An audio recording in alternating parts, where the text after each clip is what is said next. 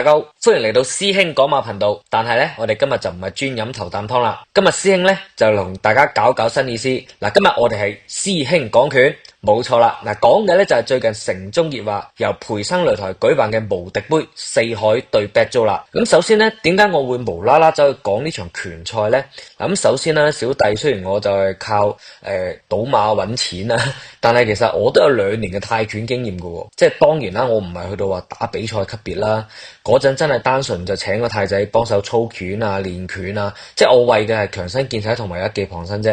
咁但係咧，我自己真係對泰拳嘅知識同技巧咧都要略知一二嘅。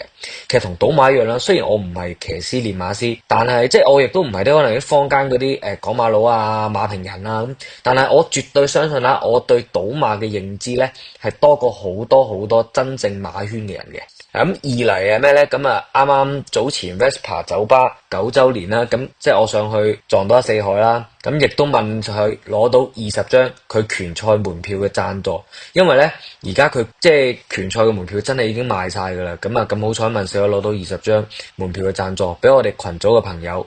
嗱，咁如果想知點樣贏取門票咧，即刻掃我哋熒幕上面嘅 QR code 加入我哋免費群組啦。我講到明噶啦，我唔 lock 佢，我當場跪低嗌佢爸爸。唔係啊，記住啊，唔係贏佢啊，我只要唔 lock 佢，當住全世界觀眾嘅面，我跪低嗌佢爸爸。我當然有睇過佢打拳啦，就因為睇過，所以先完全唔擺佢在眼內。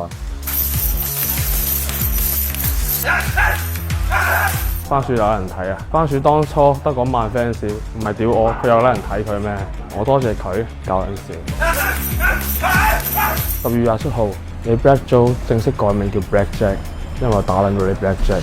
嗱，咁你上網唔難睇到四海嘅資料嘅。羅祖勝，中國香港泰拳運動員，95年出生。嗱，咁其實95年出生嘅四海而家係30歲啦，16歲就開始學習泰拳，18歲時咧就首次奪得香港拳王金腰帶喎。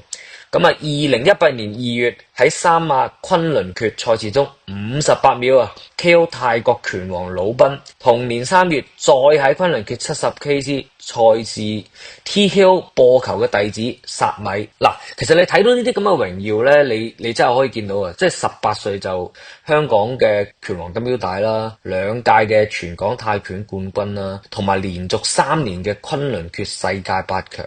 嗱，如果真係有睇開泰拳嘅朋友咧，應該就會知道啦。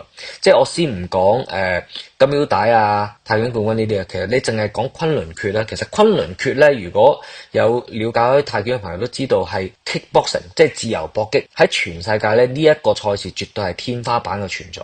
嗱，如果以賭馬嚟講咧，就好簡單啦。最簡單就係 Group 1，即係一級賽嘅分別。同埋如果我哋平時過賽馬都有嘅4、5班賽事咯，係啦，你諗下 Group 1賽事同埋4、5班賽事，你就知道究竟個分別係幾大啦。我咩第一回合搞掂啊？你收皮啦！你真係以為打贏咗 Flash Daddy 你就係一個拳王啊？你只不過打咗一個業餘嘅拳手咋？你而家紅都要多謝 Flash Daddy 啊，唔係多謝你自己啊！我打比賽嘅時候，你仲壓緊尿片啊！我05年打比賽嘅時候，我第一場已經打大賽啊！仲有邊個啊？醫館啊！你打過未啊？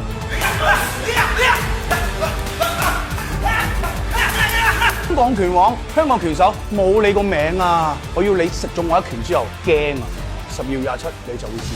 咁啊，再講下 Black Joe 啦。嗱，網上睇到資料啦，1987年出生嘅。咁而家38歲嘅 Black Joe 咧，就係一個葡萄牙安哥拉嘅混血兒啦。嗱，咁你要睇翻阿 Black Joe 嘅運動員生涯先。其實你唔難發現嘅，其實都係一啲拳館啊、俱樂部嘅資料咯。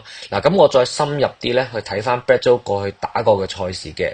咁但係我留意到，基本上都係啲香港啊、台灣啊、澳門舉辦嘅本土賽事。咁而參加過嘅知名賽事咧，就包括Thai Fight 啦、18年嘅昆崙決啦。咁但係細心睇嘅朋友，你要留意翻，其實 Black Joe 打嘅 Thai Fight 咧係一啲細場嘅啫，唔係正賽嚟嘅。咁但係你要睇翻當時 Black Joe 打嘅時候，四海嗰陣已經係講緊贏緊3屆嘅 Thai Fight 嘅咯。咁同埋18年嘅昆崙決澳門站。Brad Joe 所打嘅咧，只不過係開幕戰嘅啫。咁而四海咧，當時已經係崑崙決世界8強喎，當時都有份打嘅，即係好似呢一場 Brad Joe 對四海嘅決賽之前啦。咁你諗下，白卡聯盟都話要打嘅，咁呢啲只不過係屬於開幕戰咯。咁即係我自己睇啊，即係 Brad Joe 同四海咧喺往績上咧，我覺得一個最大嘅分別就係關於一個職業選手同一個非職業選手嘅分別咯。嗱，四海嘅榮耀咧，真係嚟自於佢作為一個職業拳手投放嘅所有心思係操拳啊比賽上。咁而 Brad Joe 嘅泰拳生涯咧，我縱觀佢30幾場嘅對手，我都真係未見到有職業拳手嘅存在。嗱，咁呢樣嘢咧，即係我諗同四海係存在好大嘅級數分別啊！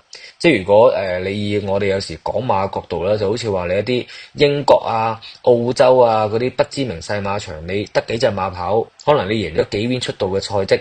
咁而四海嘅榮耀真係實打實，即係好似馬王嘉應高升去跑珠穆朗瑪峰短途錦標咁，你對嘅係全球最強嘅對手喎。咁呢個就係我自己暫時見到最大嘅級數分別啦。嗱，咁另外咧，我又想講下拳法呢樣嘢喎。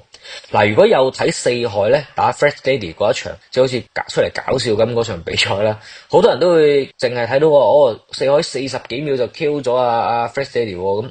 但係如果識泰拳嘅朋友咧，我諗你應該會見到四海喺拳法上嘅造詣同埋佢嘅終結能力啊！即係呢樣嘢係我特別想提，就係關於阿四海，佢嘅終結能力真係好強。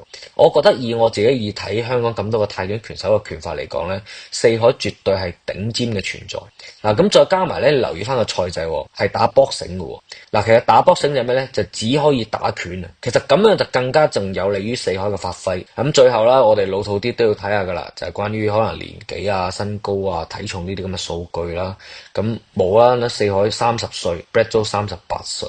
咁再加埋四海過去打緊嘅，講緊都全部係75 kg 以上嘅比賽。咁而 Brad Joe 打嘅咧，之前都講緊最多都係68 kg。咁真係以年紀啊、身高啊、體重啊、拳法啊，甚至乎經驗啊 ，Brad Joe 都真係輸晒。我真係暫時覺得係毫無優勢可言。嗱，咁我唯一我諗可能好多人都會講啦，四海而家肥到90 kg 啦，久疏戰陣 ，Brad Joe 仲係好 fit 喎。嗱，但係我真係反覆睇咗四海打 Fresh Lady 場賽事。嗱，我見到嘅咧就係實力嘅鴻溝，就唔係 fit 唔 fit 可以彌補。我真係覺得 Brad Joe 頂唔到咁多 run。